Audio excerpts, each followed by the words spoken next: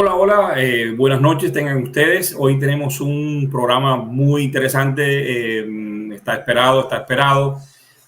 Ustedes saben que lo que está sucediendo en Colombia nos tiene a nosotros, los colombianos, bien curiosos, por decirlo menos. Lo que no te han dicho del Niñera Gate.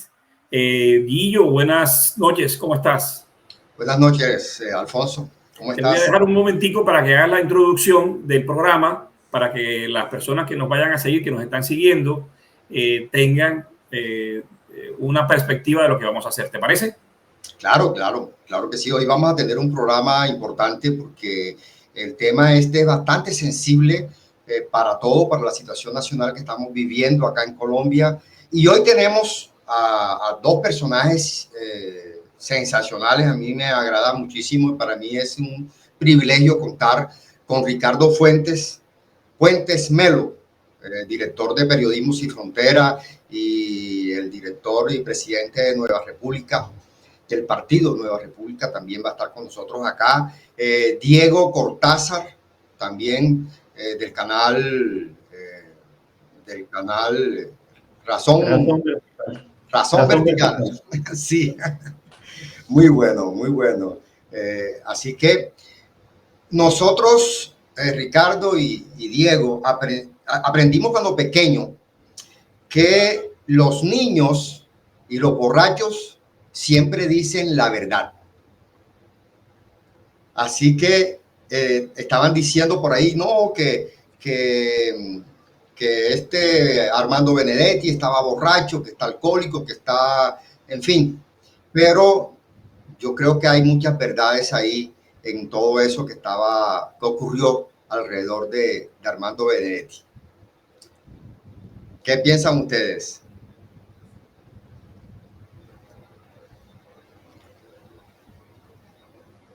Bueno, sin duda que el capítulo tiene mucha madera para cortarle.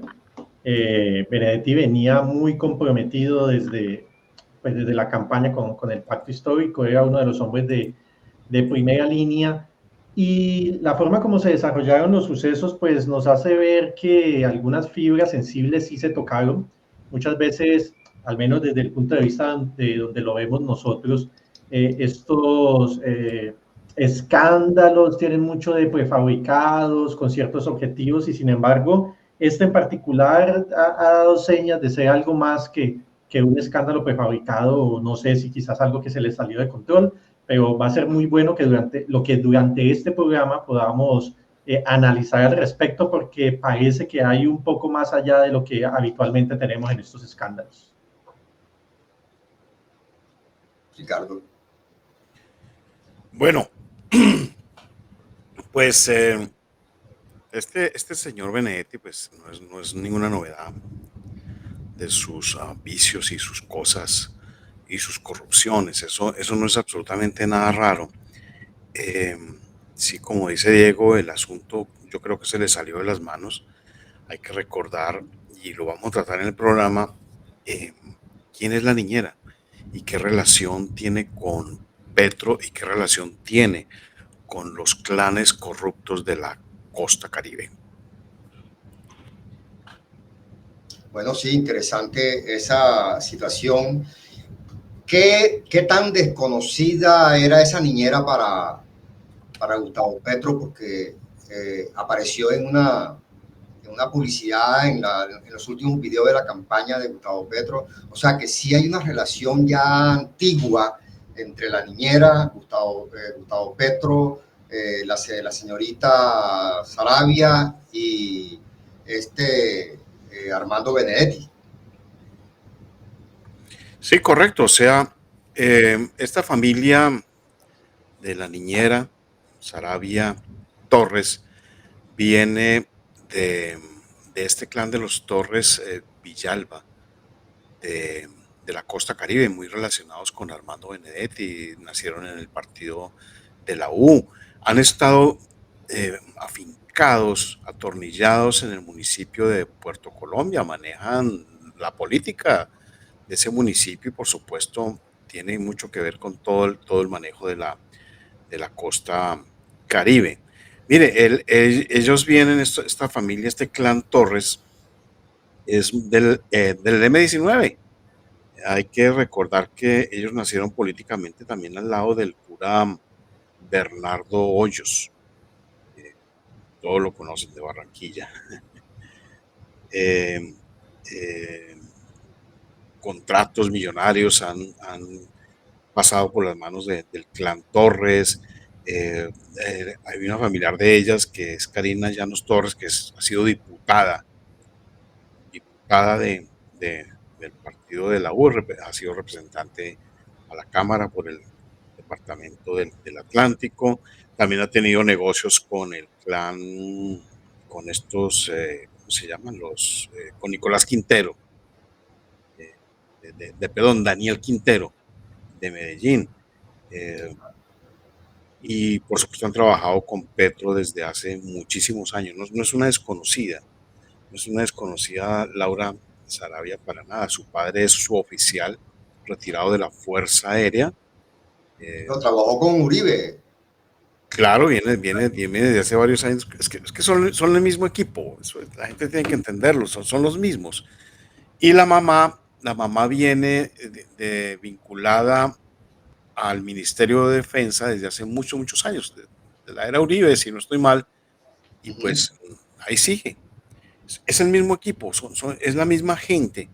Entonces, no es que esta señora Laura Sarabia apareció de la noche a la mañana al lado de Petro, porque Benedetti la trajo quién sabe de dónde, no, es que son de esos clanes corruptos de políticos que han estado vinculados con el uribismo, con el partido de la U, con el Polo Democrático, con el M-19, con todos ellos.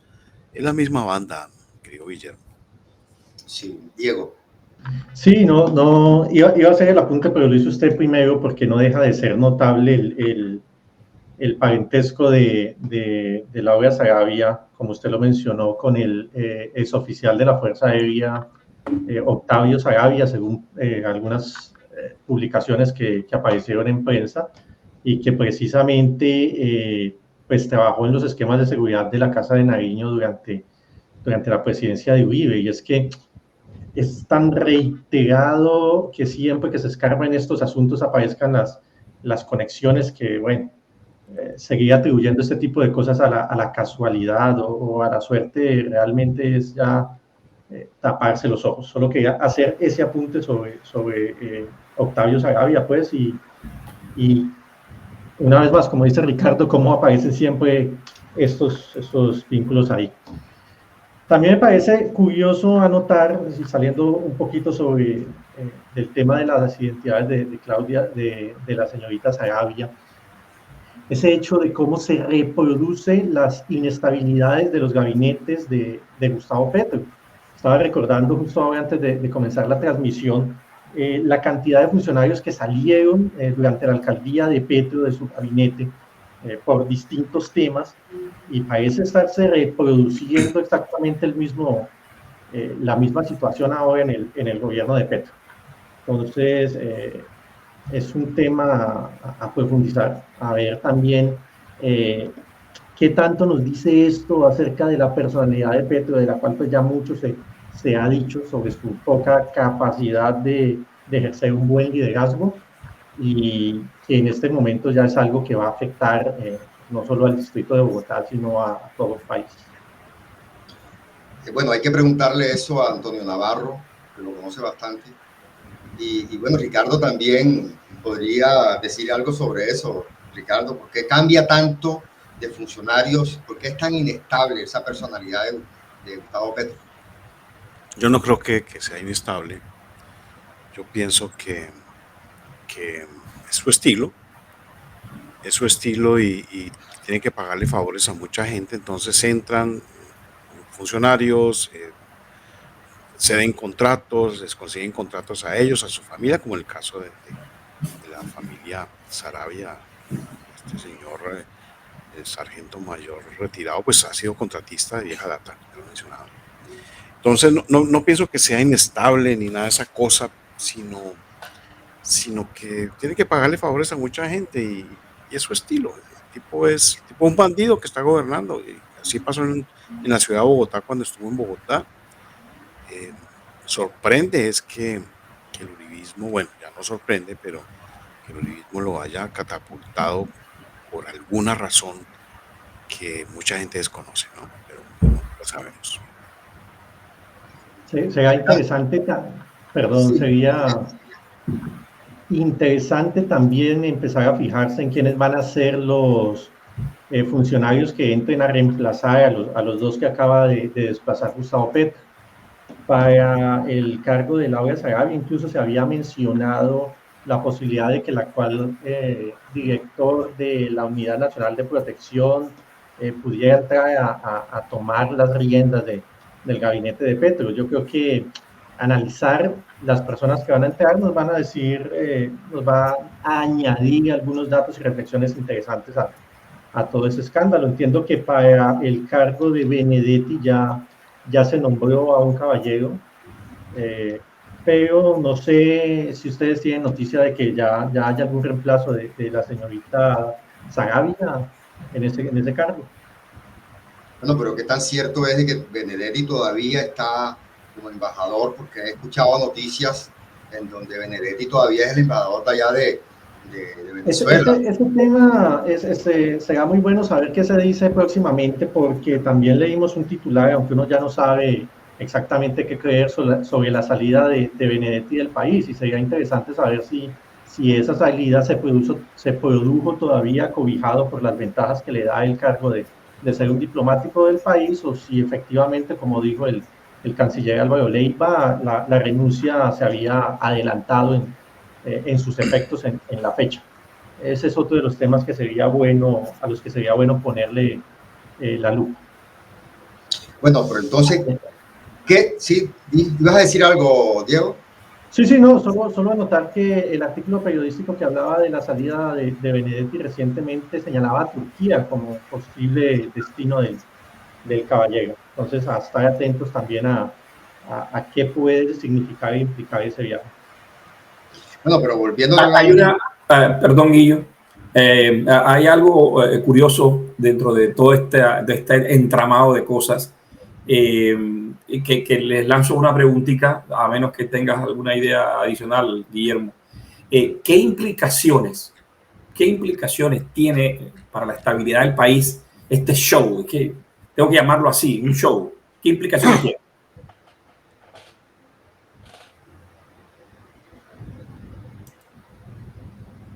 Para mí la pregunta. Sí, Para los dos. para los dos. Yo pienso, mire, los colombianos estamos tan acostumbrados a este tipo de escándalos y de cosas que ya nada pasa.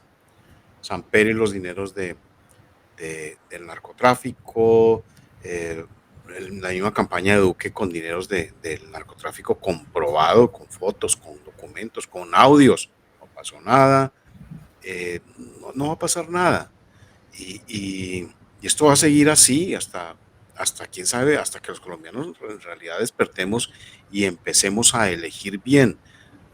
Ahora están diciendo que va a seguir por ahí que hay un video de Petro, un video homosexual de Petro. No, eso no tiene, eso no va a pasar absolutamente nada más de una anécdota que quedará en los anales de la historia de Colombia, pero no hay nada ahí, no hay nada. Yo estoy de acuerdo con todo lo que dice Ricardo, ¿no? También es que la política en Colombia adquirió ya los ribetes como de un show, es más un espectáculo, una chismografía que un ambiente serio político o de alta política, y el pueblo se ha ido acostumbrando a eso, a lo que nosotros llamamos la chismopolítica. Hizo mucho ruido este actual escándalo, sobre todo por el hecho de que tuvo dos escalones, ¿no? Estuvo primero el tema de la niñera en los sótanos de la casa de Nariño, y cuando la espuma quizás iba a empezar a bajar, vino el remate con las filtraciones de los audios del embajador Benedetti, y eso le dio mucha más explosividad al tema. Pienso que lo que hubiera podido tener consecuencias, según la percepción de la gente, más grave, que son los audios del embajador Benedetti, sin quitarle con eso importancia al tema del polígrafo en la casa de Nariño, realmente, y analizándolo fríamente, esos audios, aunque causan mucho escándalo, no aportan por sí mismos elementos que pudieran llevar eso a una instancia judicial concluyente. Con la cuestión de decir que, bueno, yo estaba ebrio, ya se le quita mucha fuerza a la cuestión, y como no se aportó datos concretos en esos audios, creo que va a ser fácil esquivar que esto tenga unas consecuencias judiciales más profundas. Seguramente se hará alguna indagación al respecto, pero no me parece que hayan elementos para llevarlo más allá. Sin embargo, yo sí creo que se produce esta acumulación continua de escándalos, aunque en una semana para la gente van quedando atrás, van produciendo un desgaste emocional en los seguidores de Petro, y eso es algo que se puede sentir y percibir, y que tiene una cierta y limitada importancia. Uno nota cómo inmediatamente sucede un escándalo, y entre más grave sea el escándalo en el entorno Petro, se disparan inmediatamente esas perfiles en redes sociales a lanzar cortinas. Las bodegas. Bueno, sí, así las llaman, que además se nota claramente en la sincronicidad de los temas que tocan. Se nota que ellos están actuando como un aparato perfectamente coordinado y empiezan a borbandear con distintos temas.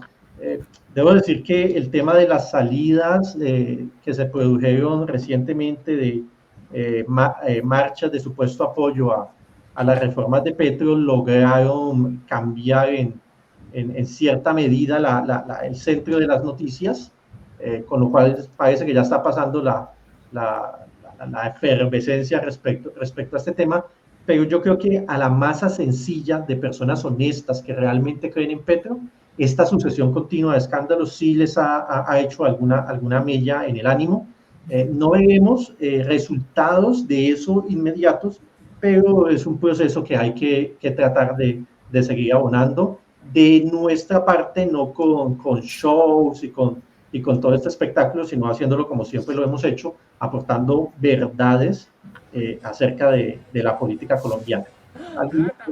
Judicialmente, legalmente no parece que vaya a pasar mucho en conclusión. Bueno, sí, Armando Benedetti es un personaje que maneja bien los medios de comunicación, y él sabe que cada palabra que dice produce un efecto. Lo que tú estabas diciendo, Diego, de que no va a pasar nada si investigan a Gustavo Petro por lo que alcanzó a decir Benedetti, que quizás no es suficiente, entre otras cosas porque la cuestión esta electoral, el Consejo Nacional Electoral abrió una investigación sobre los topes electorales, basándose en los 15,000 millones de pesos que supuestamente consiguió Benedetti. Pero bueno, ya Benedetti dijo que estaba borracho, él mismo lo dijo. Y en la Cámara también está la comisión de acusaciones, que está completamente controlada por el Pacto Histórico. Va a pasar lo mismo que en el proceso 8000, en donde Heiner Mogollón se volvió multimillonario porque él era el encargado de Ernesto Samper en esa época, y no pasó nada. Es lo mismo, por eso es que estamos un poquito de acuerdo también con Ricardo con respecto a que no va a pasar nada y Gustavo Petro se va a mantener ahí en el poder. Sin embargo, ¿qué pasaría si realmente Armando Benedetti no consigue su objetivo? Porque él no lo hizo simplemente porque estaba borracho. Algo quiere y algo le van a dar, y algo le dieron. No es una amenaza, simplemente, ¿no? Porque está diciendo, no, es que lo amenazaron y se fue y se está escondido. Pero ¿qué está pasando realmente ahí? ¿Es amenaza o es realmente que le hicieron un negocio con él? Le dijeron, me coge lo que te vamos a dar y quédate quieto. ¿Qué pasó ahí? Antes de eso, le respondo a Juan Sebastián, que nos pregunta o nos indica que qué objetivo tiene hacer un debate. No estamos en un debate, por cierto. Si al final piensa que no va a pasar nada. Bueno, es que precisamente la perspectiva a la cual nosotros estamos invitando a la audiencia es es analizar, no tragar entero. Porque si lo hacemos, pues no tiene objeto ni siquiera que tengamos un programa que se llama Derecho sin Censura, porque básicamente vamos a estar haciendo eco de lo que los medios de comunicación tradicionales están tratando de hacerlo en todos los aspectos. Así que creo que esa es la respuesta. Ya, sigo o seguimos. Sigamos, dice la canción. Sí. Bueno, Benedetti dijo verdades. Y él siempre ha sido de ese temperamento y suelta las verdades. Eso no fue ningún invento, ni porque estaba borracho. Fue verdad. Consiguió 15.000 millones para la campaña, pero dijo algo que ha pasado como de agache, que también había conseguido la reunión con el man ese de Prisa, del grupo Prisa. Hay que recordar que el grupo Prisa es socio de la empresa, ¿cómo es que se llama? Indra, la que manejó las últimas elecciones en Colombia, que incluso Pastrana mencionó que había ocurrido un fraude. Entonces, Prisa e Indra son socios. Y este tipo con el que se reunió, no recuerdo su nombre, que se supone, porque el nombre no lo da Benedetti, pero se supone porque sí se reunieron ellos, incluso se reunieron con Rodolfo Hernández desde antes de las elecciones, el candidato apoyado por el uribismo. Entonces, es un solo grupito, pero eso ha pasado de agache. Ha pasado que cuánto dinero en realidad tenía Laura Sarabia en su maletín. ¿Por qué viajó la niñera a Venezuela? ¿Qué fue a traer? ¿Qué fue a llevar? ¿Qué está pasando aquí? Esos son comportamientos mafiosos. Eso no es comportamiento de gente decente, y algo muy, muy oscuro está pasando en realidad con el tema, no solamente la financiación de la campaña de Gustavo Petro y el posible fraude que si lo hubo, pues fue con anuencia del uribismo, sino de esto que está pasando ahora, de estos ires y venires desde Venezuela. ¿Qué están buscando? ¿Será que quieren sacar adelante el viejo sueño de Hugo Chávez, al cual era muy adepto Gustavo Petro, de dividir a Colombia, de quedarse esta región como ¿La parte Guajira? de la Guajira del norte de Colombia, por su tema estratégico, por su tema de geoestratégico, y también tema de minería y toda esa riqueza que tiene? Eso es lo que están moviendo los de la costa atlántica, eso es lo que está moviendo Sarabia, Benedetti, mismo Petro, que hay que recordar que él es costeño, él no es zipaquireño, a pesar de que se crió en Zipaquirá. Pero, ¿qué está pasando ahí y qué es lo que en realidad están tramando, que tiene mucho que ver con esa Agenda 2030, que no se limita solamente al tema de la agenda del lobby gay o el tema del aborto, sino a todo este reacomodamiento de la política geoestratégica?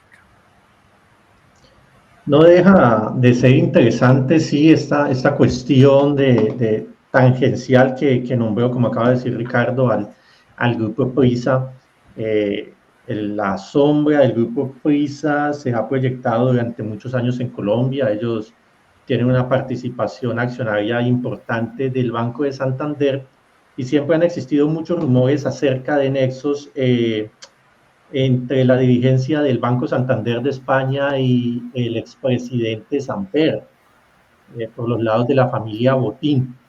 Aquí en Colombia no trascendió mucho, pero recuerdo que hace unos años hubo un pequeño escándalo en España alrededor de la muerte del director del Banco Santander, el señor Botín, no recuerdo el primer nombre, porque un pequeño diario de España llamado La Tribuna de Cartagena, yo no sé si alguno de ustedes alguna vez la escuchó mencionar, publicó una información según la cual el señor Botín había sido asesinado por su propia hija. Emilio Botín se llama. Exactamente. Y un colombiano o un presunto narcotraficante colombiano que, según la persona que publicó esta información, tendría algún nexo familiar con Ernesto Samper. Es un tema bastante fuerte que aquí no trascendió para nada y que en España desencadenó al final con el cierre de este diario que publicó la información. Entonces, no es para nada extraño que este nombre de esta agrupación económica tan ligada a los medios de comunicación siga apareciendo una y otra vez cada vez que uno indaga. Es muy interesante ese tema. Globalistas, eso es BlackRock, suena enseguida. Sí, ¿no? Y que la familia Botín igual ha sido parte del Club Bilderberg, cosa que no se puede uno mencionar sin que lo tachen de teórico de la conspiración, pero pues que es real y hace parte de los lazos que el Club Bilderberg tiende o ha tendido sobre Colombia. Hay un amigo que se llama Alex Rabinovich, me dijo alguna vez, Ricardo, hablando de los conspiranoicos, dijo, ya se cumplieron todas las teorías conspiranoicas, hicieron realidad, hay que inventarnos otra. No, todas. ¿Te acuerdas del tema del OVNI? ¿Te acuerdas del tema del apocalipsis climático? Eso. Ya no se llama, ¿cómo se llama esto? Calentamiento global. Ya no se llama, sino es que, claro, porque resulta que hace frío. Entonces ya cambio climático. Cambio. Sí.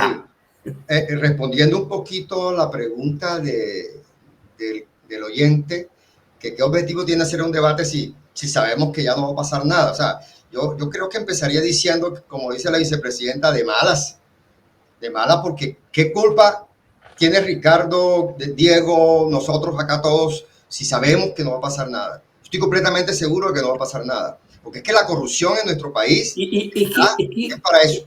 Es que el tema está en precisamente poner sobre la mesa el hecho de esa posibilidad que no va a pasar nada, para que la gente se mosquee, porque es que esto también adormece a la gente. Entonces la gente dice, no, ya Petro no va a gobernar, no tiene gobernabilidad, y toda la cantidad de análisis profundo que ustedes ven ahí en Faracol y todas estas cosas. Entonces, mire lo que dice este perfil de Twitter, me parece interesantísimo. Este señor es antiglobalista y bueno, se llama Paffen. Interesante lo que escribe. Dice, nunca olviden que la misma parásita clase política que fue alcahueta, cómplice y permisiva de que el costo del aparato estatal haya sufrido un incremento del 700% en 20 años, esa misma parásita clase política que hoy dice que es la misma parásita clase política que hoy dice que salvará a Colombia. Imagínense. Entonces, yo creo que estamos ante una situación en donde nos están engañando, nos están haciendo creer que no, que quien va a salvar a Colombia de la situación que está padeciendo, esta desgracia que está padeciendo en la democracia colombiana con el tema de la niñera, lo va a salvar, no sé, no quiero decir su nombre porque... La comisión de acusaciones, una tontería, esa comisión no ha hecho nunca nada. Y yo he visto trinos de algunos uribistas donde dicen, lo logramos, tumbamos a Laura Sarabia, ahora tumbamos a Benedetti, sigue Petro, ánimo, pronto. Y yo, Dios mío, ¿qué están pensando? ¿Qué están pensando? Es muy triste. Yo pienso que lo bueno que va a salir de aquí, de este mini escándalo, es que muchos colombianos ya están maduros para entender qué es lo que realmente está pasando y van a confirmarlo y no van a cometer tal vez el mismo error de seguir votando por los mismos, por la misma clase política. Hay que cambiar eso y yo pienso que todavía queda una pequeña oportunidad en estas elecciones que vienen. Sí. Bueno, Diego, si tienes algo que decir, Diego. No, totalmente de acuerdo con lo que acaba de decir Ricardo, hacer énfasis en algo que mencioné hace unos minutos y es la mella emocional. La verdad es que en este juego de masas lo que es atender al estado de la psique y de las emociones de las personas no deja de ser algo bastante importante. Y aquí pasa muchas veces una cosa que está vinculada con lo que llaman habitualmente la falacia del costo o la falacia del costo invertido, y es el hecho de que cuando una persona emprende un proyecto o compra algo o invierte su voluntad en algo de lo que tiene expectativas positivas y después ese algo, una vez comprado, adquirido o tuvo envuelto en él, no resulta tener todas las cualidades que pensabas, es difícil soltarlo o dejarlo ir cuanto más te hayas esforzado o invertido en adquirirlo, ¿cierto? Entonces tú gastas mucha plata en un curso de inglés y cuando estás en el curso ves que el curso realmente es muy malo, pero no lo dejas porque es que te costó mucha plata. Entonces eso también pasa mucho en la política. Yo sé que muchas personas no son o no han sido propiamente de corazón izquierdista, pero ante el desastre que han constituido los últimos gobiernos que se llaman a sí mismos de derecha, fueron arrastrados hacia ese costado. Y han visto desde que comenzó el gobierno de Petro de que, bueno, el monte parió un ratón, que no era el tal cambio que se esperaba, pero siempre está ese sentimiento, es que cómo nos costó, sentimiento que realmente se basa en varias mentiras, pero que la gente lo siente auténtico, cuánto nos costó poner a este señor ahí, entonces se sientan en defenderlo. De hecho, los bodegueros aprovechan mucho esta cuestión cuando te publican cosas como, no, es que fueron 20 años de luchas sociales, no, es que lo que le costó los ojos a nuestros jóvenes, asumiendo que toda la juventud colombiana participó ahí, que a todas les sacaron los ojos, lo que hacen es exacerbar ese sentimiento que está vinculado a la falacia del costo. Pero tanto va el cántaro al agua que hasta que al fin se rompe, decían los abuelos, y el hecho de esta sucesión de decepciones tras decepciones tras decepciones, y entre más fuerte seas, más realizando una mella hasta que pienso que realmente puede haber una oportunidad de que mucha gente que temporalmente optó por esta opción se desengañe totalmente. No deja de tener su limitado efecto positivo. Tampoco hay que olvidar que todo esto conduce al sueño que diseñaron, que es la constituyente para las FARC y para el ELN. Todo esto está generando una crisis moral que es provocada, por supuesto, una sensación en el país de que necesita un cambio, que cambiar el sistema político, que cambiar el sistema de salud, que cambiar. ¿Cómo lo hacemos? Convocando una constituyente que tiene como propósito blindar jurídicamente a los narcotraficantes, violadores de asesinos y de niños y muchos colombianos de las FARC y del ELN, como hicieron con la constituyente del 91 a favor del M-19. Entonces, Ricardo, ¿tú crees que el Centro Democrático nos va a salvar a nosotros con la Asamblea Nacional Constituyente? Dios mío.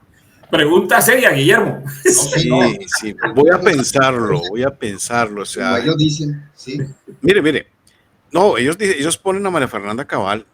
Yo le tengo estima, lo repito, cada vez que hablo de ella, pero sus cálculos políticos están ocasionándole un daño tremendo al país, porque la gente piensa que ella es de derecha. Si ella es de derecha y está apoyando a Uribe debe ser un buen tipo. Si está apoyando este partido del Centro Democrático, me han tenido de corruptos, entonces el partido debe ser muy bueno.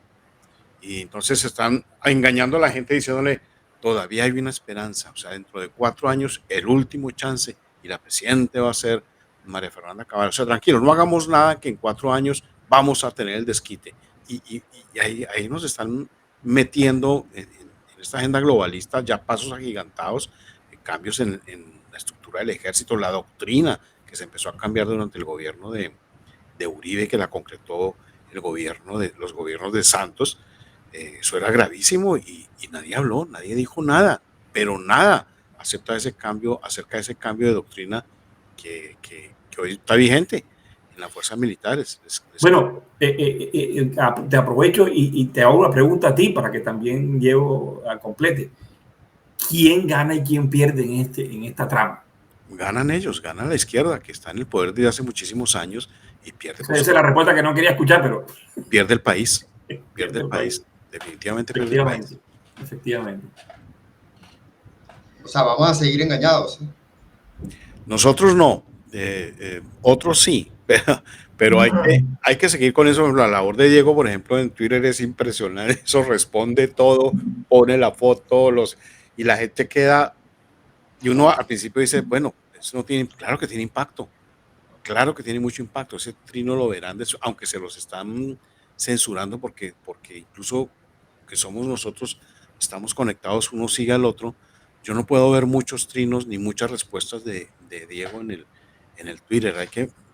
Sí, ya son varios, bastante los seguidores que han alertado de que cuando van a acceder a los trinos, pues simple y llanamente no les aparecen, están removidos, pero bueno, es que es importante. Pero menos mal que Elon Musk es de los buenos, es de los buenos. Es importante luchar por la zona gris, porque es que estamos en este momento en el que la izquierda ya no era una expectativa, sino una realidad. Bueno, nosotros sabemos que por detrás del escenario siempre ha sido una realidad, pero para muchos ciudadanos que no tienen los conocimientos que los que están aquí presentes tienen, la izquierda es nueva gobernando y entonces están ya en esa zona gris donde la expectativa se convirtió en realidad y pueden pasar a comparar. Y al comparar no están viendo, lo repito, el cambio tan radical que esperaban. Entonces, hay mucha gente presa de la incertidumbre, hay mucha gente presa de la confusión, hay mucha gente que no sabe muy bien qué actitud tomar. De ahí la importancia, como dice Ricardo, en lo que yo me empeño tanto en los trinos para contestarle a determinadas bodegas, no es tanto para vencer en debate a estas bodegas que nunca dan la cara y entran a un verdadero debate, pero sí para que las personas que los leen y están en esa zona gris no terminen siendo empujadas para el costado que ellos desean ser empujados. Entonces, que puedan leer lo que estos bodegueros ponen, pero inmediatamente encuentren una réplica, con una imagen, con un artículo periodístico, con un argumento que haga un contrapeso y no permita que esa zona gris se decida a favor de ese costado. Ahorita que mencionaba lo de la constituyente, que es un tema bastante delicado por el que ellos vienen hace años tratando de hacer un trabajo, es indudable el propósito de que nos quieren llevar a una nueva constituyente. Para eso basta analizar el hecho de que durante la era Santos, en los diálogos con las FARC planteó como parte de los diálogos la necesidad de hacer una constituyente, pero pasa a mí una cosa que a mí me parece muy graciosa, y es que ellos mismos se empantanaron, porque cuando hicieron la constituyente del 91, empezaron a crear esa cultura de que es una constituyente fantástica, una de las mejores y más avanzadas del mundo, y un par de generaciones crecieron con esa convicción. Ahora que la quieren cambiar, es complejo porque los de la derecha no quieren dejar que la izquierda cambie la constitución, pero los mismos de la izquierda le tienen un gran afecto a ella y tampoco son muy proclives por el momento, me refiero a las grandes masas sencillas, a aceptar ese cambio de constitución. Entonces, con el chantaje de la paz, durante los diálogos de La Habana, las FARC trató de chantajearnos, decir, mire, lo hacemos, pero tiene que ser validado por medio de un proceso constituyente. Nadie les copió la idea, ni los de la derecha ni los de la izquierda. Luego, cuando hubo esta cuestión de que iban a meter preso a Álvaro Uribe, entonces con esa excusa la derecha planteó que había que hacer una reforma en la justicia colombiana y que se tenía que hacer por medio de una constituyente, es decir, no les funcionó por un lado, lo están intentando por el otro, y cuando no funcionó y empezaron a aparecer esta cuestión de las marchas estudiantiles, las primeras contra el gobierno Duque, Quintero, el alcalde de Medellín, que todavía trata de ser un independiente, también dijo que había que todo esto ameritaba una reforma a nivel constituyente, es decir, lo intentaron por la izquierda, lo intentaron por la derecha, lo intentaron por el supuesto centro, y la gente definitivamente no les ha tomado el discurso. Seguirán, sí, aprovechando la crisis para llevar a la sociedad al rincón que acaba de mencionar Ricardo, que es un punto ya de desespero y decepción tal que, o ese es el plan de ellos, terminen aceptándolo. Y en definitiva, de fondo último, el gran daño de todo esto, de todos estos escándalos, año tras año tras año, en un bando y en otro, está llevando una cosa definitiva y de fondo, que es una decepción tal del sistema político, de la justicia y de absolutamente todos los mecanismos e instituciones que hacen nacer en el corazón de la gente un campito para el globalismo que eventualmente llegará a reemplazar las soberanías. Porque llega el momento en que la conclusión es, si nada funciona aquí, entonces tiene que venir la respuesta de afuera. Y yo creo que a nivel histórico ese sí es el macro proceso al que nos lleva. Son palabras mayores, pero interesante. Me adhiero a esa a esa corriente de pensamiento. Bueno, sí. Perdón, Guillo. Sigue. Lanza esta pregunta que está aquí, no sé si estás de acuerdo, porque aunque ya lo hemos tocado en diferentes respuestas de ustedes, es obvio que esto es una actuación. Y así como Ricardo lo mencionaba, Benedetti dijo la verdad. Ya después, no sé si ese cuento y que lo amenazaron, no. Más bien le pagaron. No hay que olvidar, volviendo con el grupo Prisa, que entra a Colombia y fue muy cercano a Uribe, y el grupo Prisa lo volvió a vincular a Colombia Juan Manuel Santos. El grupo Prisa está relacionado también porque aquí mencionaron en un comentario el tema de Julio Sánchez Cristo con la W. Julio Sánchez es grupo Prisa, y por eso este tipo de escándalos, como los medios los tienen también en su poder, esta gente de izquierda pues no pasa nada, y la gente no se entera, no tiene opción de diferente explicación, porque todas están encaminadas a tapar, a ocultar, a poner el escándalo digamos, momentáneo, coyuntural, y este tema de base, de fondo, no se explica y no se cuenta, y le mandan el Carnaval de Barranquilla, perdón a los amigos aquí barranquilleros, le mandan el Reinado de Belleza, le mandan el Campeonato de Fútbol, y para eso hemos sido digamos, maleducados durante generaciones en Colombia. Esto es muy latinoamericano. Entonces, no hay que olvidar ese enlace de Indra, del grupo Prisa, de los medios de comunicación, y Santos y Uribe, Benedetti, por supuesto, ¿no? O sea, Petro. Sí. Bueno, yo soy un poquito optimista, Ricardo y Diego. Soy optimista porque creo que de esta situación que está ocurriendo aquí en Colombia en este momento van a salir cosas positivas. Y lo he visto en algunos influencers en Twitter que se están manifestando con el trabajo que está haciendo Diego Cortázar, tanto en Twitter como en YouTube. Es una labor importante lo que estás haciendo tú, Ricardo. Es importantísimo. Y he notado que hay una serie, se está generando como una especie de masa crítica de muchos profesionales, de muchos, digamos, analistas políticos que pueden crear un estado de opinión, como hablaba Uribe, el estado de opinión. Se puede generar un estado de opinión que reemplace a esa incertidumbre que hay entre esta supuesta izquierda y esta derecha, supuesta derecha que tenemos aquí en Colombia, corrupta. ¿Ya? Entonces, ¿qué alternativa tenemos, Ricardo y Diego? Si ya se está conformando una especie de masa crítica, creo que es hora de que alguien convoque a esos profesionales, a esos comentaristas, esos analistas que son antiglobalistas, que son pro vida, que son, o sea, no quiero de pronto decir de derecha, porque de todas maneras el término de derecha a veces repela en algunos sectores, pero sí creo que se puede convocar y se está llegando el momento para eso, Ricardo, y creo que tú puedes hacer esa labor y hagamos una reunión. Yo la verdad que, y siempre lo he dicho, ayer tuvimos una reunión con Jonathan Silva, con Samuel Ángel, y estaba el doctor Gilberto Alzate, que es abogado del sector de la reserva, y ellos tienen sus aportes importantes para todo esto. Yo creo que es bueno que se convoque una reunión como, bueno, comparándolo simplemente por comparar, porque no hay comparación ahí, es el Movimiento Ciudadanos, el Partido Ciudadanos de España, fue de personas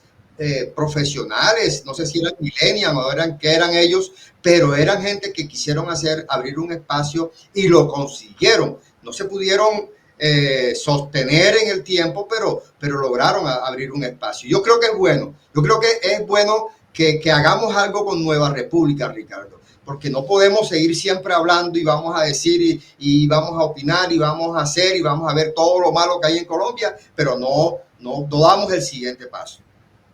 ¿Qué piensan? Yo creo eso, pues la propuesta está hecha hace años, está esa propuesta de Nueva República. eh, no tenemos vocación clientelista porque hay mucha gente que ha pasado por acá y se ha ido y dice, pero es que no, si no me van a dar el aval para la alcaldía, no sé qué es.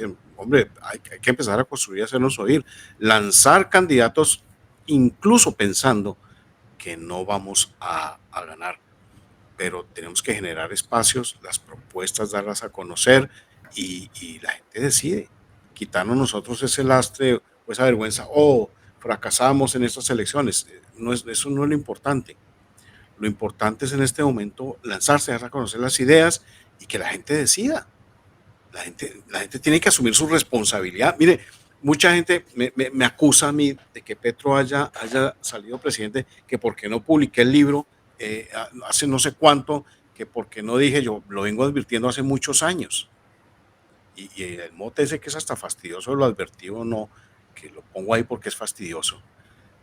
Que no es porque yo me esté, sino que yo sé que genera cierto escozor, que es importante. Pero entonces me acusan a mí de que porque no publiqué el libro de Petro antes, Petro se volvió presidente. Y yo dije, basta leer Periodismo Sin Fronteras desde hace, no sé, 14, 15 años, vengo publicando sobre Petro. O sea, no necesito estar en un libro empastado, encuadernado y además esto no va a generar absolutamente ningún cambio porque se supone que la contraparte, la oposición, en realidad es oposición y resulta que no es oposición. Estamos perdidos. No hay una verdadera oposición, pero la culpa es del votante colombiano, que escoge mal, que escoge el menos peor. Miren, las campañas en las elecciones pasadas decían, no, hay que escoger el menos peor porque ya ahí nos da un tiempito de espera y esto y que otro. Eso no va a pasar. Eso no va a pasar. Esa es la mentalidad. Perdóneme, eso es onanismo mental. Eso es no ver la realidad. Ricardo, yo siempre dije, hay que votar por el que mejor represente, no el menos malo. O el voto útil, que llaman, el voto útil. Sí. Entonces, decían que yo era una pátrida y que yo no sé qué, porque debe ser así. No hay por nadie, pues votar en blanco, porque qué más. Pero bueno, ahí está. Esa es la mentalidad colombiana, tristemente, pero lo bueno es que hay muchos que están despertando. Así es. Yo pienso que esta actitud que algunas personas llaman despertar, refiriéndose a la filtración en el sistema colombiano de ideas que tienden a hacer evidente las complicidades que hay entre los dos bandos políticos colombianos y las complicidades entre esos dos y unas fuerzas internacionales, y que algunos resumen pues en la palabra antiglobalismo. Pienso que es algo que ha crecido, pienso que es innegable que hay una cantidad de gente ahora que no había hace un par de años, que ya han entrado en contacto con estas ideas de una manera desordenada, imperfecta. Han ido surgiendo, podemos llamarlos referentes, personas que por X o Y motivo tienen un mejor dominio del tema, se han lanzado a hacer su trabajo a redes sociales o han escrito libros como el señor Ricardo Puentes Melo, o tienen canales de YouTube o se expresan en redes sociales, y por su conocimiento pues han aglutinado un grupo de personas que toman referencia de ellos. Noto que entre esos referentes no hay una uniformidad total de conceptos, aunque las líneas generales sí, son las mismas, están de acuerdo en líneas generales. No creo que haya todavía tanta gente como para que la denominemos masa crítica. No me parece que haya todavía tanta gente que pueda hacer un contrapeso en Colombia. No quiero decir esto de forma pesimista, es que todo tiene un proceso. Y yo soy optimista porque he visto que el proceso efectivamente ha avanzado durante estos años. Respecto a la sugerencia de empezar a coordinar esfuerzos, me parece que sí, puede estar llegando el momento de empezar a tratar de coordinar a estos referentes. Siento, es decir, yo los veo a cierta distancia, que hay mucha cuestión personal No sé si una cuestión de egos pudiera influir a veces entre estos referentes. No sé si las diferencias en la forma de concebir el problema las llevan como a un plano personal también, puede estar sucediendo. Me parece que sería muy positivo que alguien planteara una instancia neutral, es decir, puede que en este momento todavía estemos un poco verdes para pretender que estos referentes se unan, pero sí se podría generar como unas instancias de diálogo donde se intercambien ideas de manera respetuosa y aunque no lleven directamente a una unificación de lo que sería mi sueño, que sería un movimiento antiglobalista colombiano, por lo menos el mismo hecho del debate entre personas que están rondando las mismas ideas ayuda al movimiento, ayuda a instruir a los ciudadanos, ayuda a darles más visibilidad y ojalá de esa instancia de intercambio de ideas, llamémoslo por ejemplo un congreso que se pueda reunir,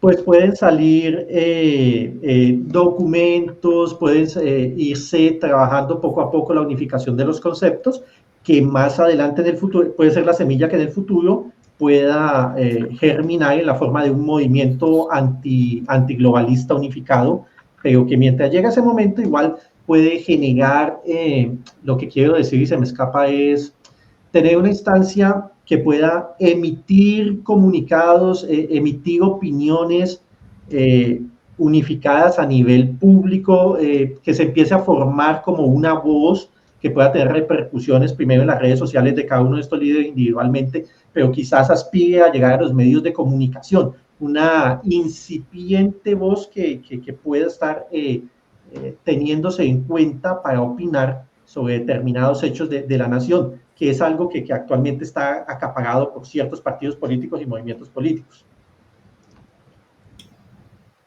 ¿Qué piensas, Ricardo? No, me parece una muy buena idea y comparto que el tema es de egos. Eso no es nada más.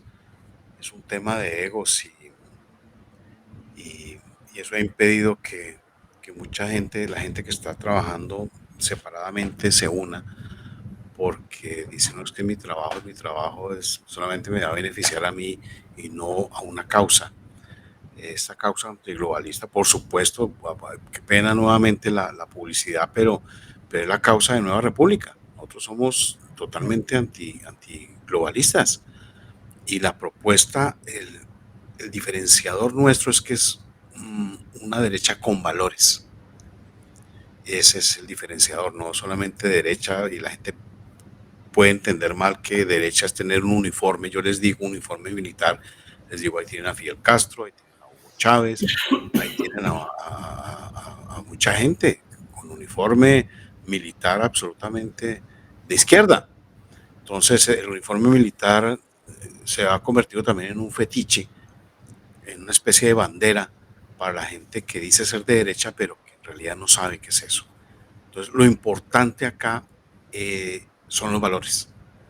Yo no podría apoyar, vuelvo y menciono, a una María Fernanda Cabal, porque ella es abortista. Yo, como la conozco y lo que ha dicho, que respeta las tres causales de la Corte, así sea un aborto de una semana o de 8 meses, para mí es lo mismo. Apoya la ideología de género, apoya el tema de la droga también, según lo que dice la Corte, y pues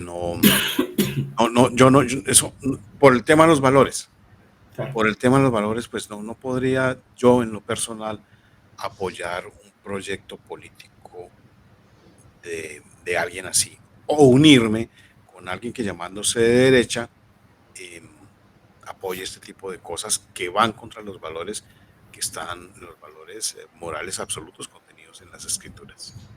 Bueno, me toca esta parte odiosa de decirles que nos quedan 4 minutos y que sería buena idea si nos vamos despidiendo, al menos dando las conclusiones que cada cual tenga, y que las personas que nos están viendo, muy agradecidos por su participación, por las personas que nos acompañaron en el chat, pero también es bueno para que este tipo de mensajes se repliquen que le den dedito arriba en cualquiera de las redes en las que ha salido hoy. Hoy estamos en Twitch, en Twitter, en Facebook, en YouTube, en Telegram e Instagram, en todas las redes simultáneamente, de tal manera de que este mensaje tenga ese eco, porque lo que queremos es precisamente ser parte de un proceso de educación, un proceso de despertar en todos los sentidos factibles.